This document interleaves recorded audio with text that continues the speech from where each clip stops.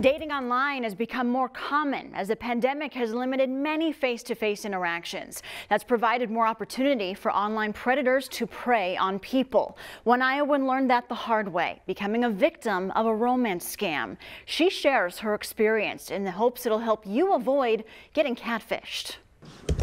We met on Bumble. He was in the Omaha area, at least as far as I know.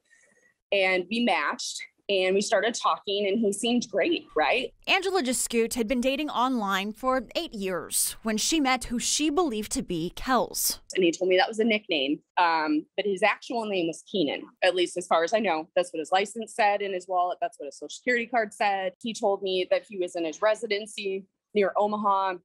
He was training to be an orthopedic surgeon. After a couple days of texting, he asked to FaceTime. And I'm like, this is good because it's always nice to actually feel like you have validation that the person is real. Yes, and video chat, you would think, is going to clarify if this person is real or not. They talked for a couple of weeks and decided he would visit Des Moines. She tried to learn more about him. Well, typically when you Google anybody that's went to medical school, is in any residency program, you find him up on health grades, all kinds of things, right? He did not exist online. When they met in person, she says he looked like a different person from the picture he posted on Bumble. Still, they started a relationship, and within 2 months, he asked to move in, telling her he needed a place to stay. She said it was too soon, but he persisted. Ultimately, she allowed it, saying it's temporary. This guy is your Prince Charming and everything you've ever been looking for, and he knows exactly the right things to say, the seeds to plant at the right time, the text to send. I mean, he love bombed right at the beginning. As she says, he told her he worked a night shift. So whenever I would ask for validation, then he would turn on me and it would be passive aggressiveness, manipulation, love bombing. He was so good and so manipulative with everything he said and so convincing. It's like he oozed that he wanted you to believe him. To prove his residency, Sgt believes he started using an app called Text Now, which allows users to pose as other people. And then he started to create other fake phone numbers, like 515 numbers, that would text me and pretend to be residents at Mercy and say, hey, can you come cover my shift for me? Can you have Keenan come cover my shift? I can't get a hold of him and I have a family emergency. And then, once you start diving into stuff and start figuring all of this out, you realize that he's not a resident. He never went to medical school. He's lying to you about everything. And then she says there were unexpected charges to her accounts. He did like $700 worth of credit card fraud on my cards. I caught all of it. Like by that point, right, like red flags were screaming everywhere. Sgt realized she was a victim of catfishing, a romance scheme where fraudsters seek money from their targets. Des Moines Sergeant Paul Parizek has investigated these con artists. They're evil geniuses for sure.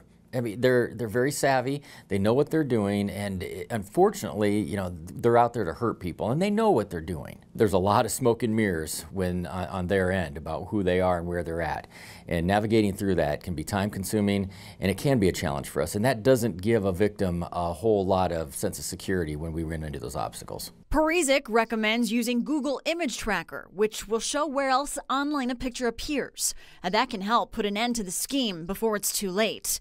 We looked up Kel's image, and there was no trace. Sgt, like many victims, has had to forgive herself for the experience. How did I fall for this? Like, how did I not see the signs? I should have known, and I should have been better, and I should have taken steps to get out of it.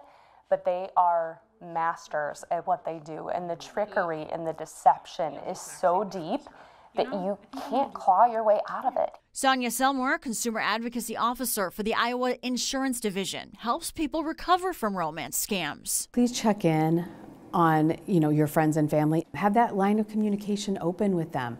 And maybe that way too they'll open up to you and say, yeah, I met someone on Facebook. Just saying these stories out loud raises your awareness that maybe it's not what you think it is. Sergeant Parizek assures victims this is not their fault. Yeah, I think as we see adults get victimized, and successful adults who have typically gone through their lives thinking that, I'm a pretty normal person and I'm a pretty aware person and this isn't going to happen to me, and then all of a sudden it did. There is some shame that they feel, and there is no shame with us in being a victim of a crime. But you have to remember that if you don't tell someone that this happened to you, it is going to happen to someone else. else. Just says she reported Kels to police, and now she hopes sharing her story will spare others from being preyed on or give someone the courage to get out of a dangerous situation. I know people say trust your gut, but man, that is so true. And I had to learn it somehow, and unfortunately I learned it the hard way, but I'm also grateful that I learned it and that nothing worse happened to me. Sergeant Parizek says scammers will often tell you a sob story to make you feel sympathy for them. And that's another way they pull you in, like you're the one who's going to save them. If you think you may be a victim of a romance scheme, contact local police. You can also reach out to the FBI. We have more resources on our website, weareiowa.com.